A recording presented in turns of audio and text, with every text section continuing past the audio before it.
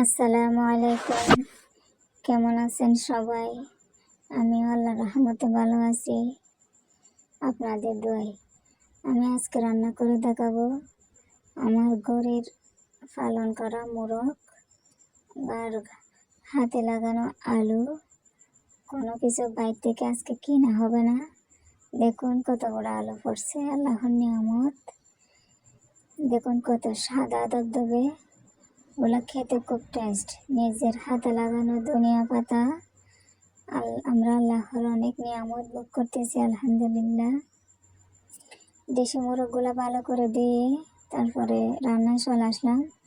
এগুলো ভালো করে কষিয়ে নিতে হবে, যেহেতু এগুলো একটু শক্ত টাইপের হয়ে ঘরে পালানো মুরগি। তারপরে একে আলু উপকরণগুলো দিয়ে দেওয়ার পরে ভালো করে বেশি সিদ্ধ করা লাগবে না, অল্প একটু সিদ্ধ করলে এমনিতে সেগুলো সিদ্ধ হয়ে যায়। ওকে ধনিয়া পাতাগুলো দিয়ে দেবো। ধনিয়া পাতা দিয়ে তারপরে হয়ে গেল দেশি মোরগ।